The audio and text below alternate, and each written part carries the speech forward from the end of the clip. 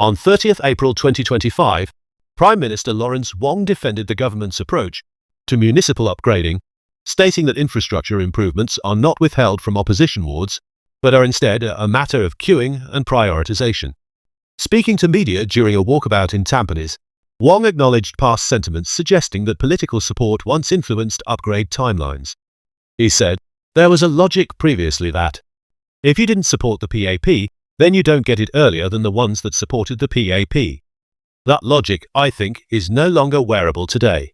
Wong clarified that while upgrading programs are allocated across all constituencies, the elected members of parliament can significantly impact the outcome through active involvement and advocacy.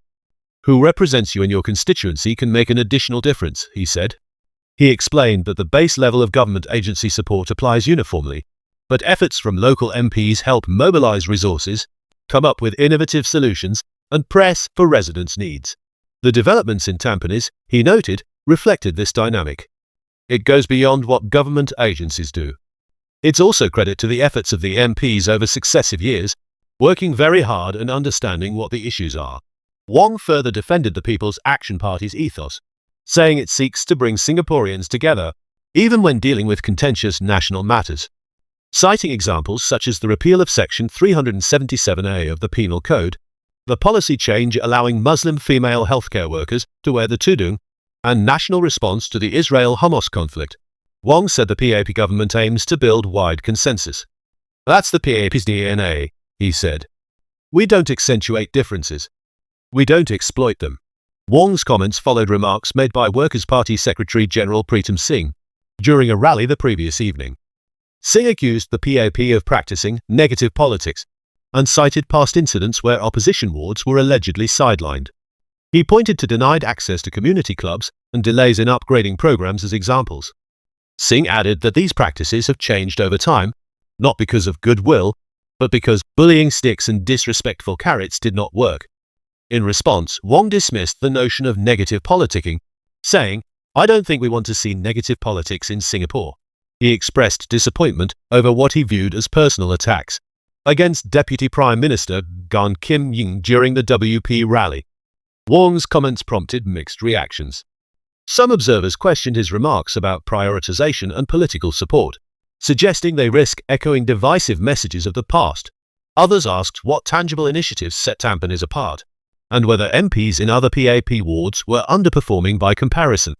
One commenter remarked, "What exact projects or unique skill set did the MP of Tampines do, or own such that their towns are beyond HDB standards?" There were also calls to ensure that all MPs, regardless of party, are held accountable for their parliamentary performance, not just their constituency infrastructure work. "We want to see how the one we elected performs in Parliament," one voter noted. Wong acknowledged that policy is never static and welcomed ongoing debate and critique. He said that feedback from the public and opposition was valuable in helping refine policies. "We listen to every voice," he said. On the issue of access to community clubs managed by the People's Association, Wong reiterated that the organisation remains non-partisan. He added that the government remains open to debate and adjustments. However, he cautioned that more voices in Parliament do not necessarily equate to better debate. "It depends on the quality of the inputs," he said. The comments come amid heightened electoral activity in Tampines.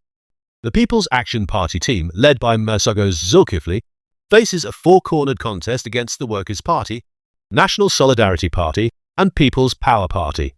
In the newly carved Tampines Changkat single-member constituency, PAP's Desmond Chew is running against WP's Kenneth Fu. During the last general election in 2020, PAP retained Tampines GRC with 66.41% of the vote against the NSP. Wong's visit to the ward followed a walkabout by Senior Minister Lee Hsien Loong on 29 April. Asked about the significance of this, Wong said it demonstrated the PAP's seriousness in both national and local elections. "We want to provide the assurance to all residents, including the residents here in Tampines, that they will have a good, strong team with the full capabilities of the PAP behind them, to serve them and to make sure we improve their lives," he said. WP candidate Fizar Manap, who leads the party's team in Tampines, welcomed the high-profile engagement. He said that the presence of Wong and Lee signals that the WP's efforts are making a tangible impact. It shows that WP's presence does bring some form of competition, and that's what the WP team wants, he said. Faisal reiterated that the WP seeks to be a constructive opposition.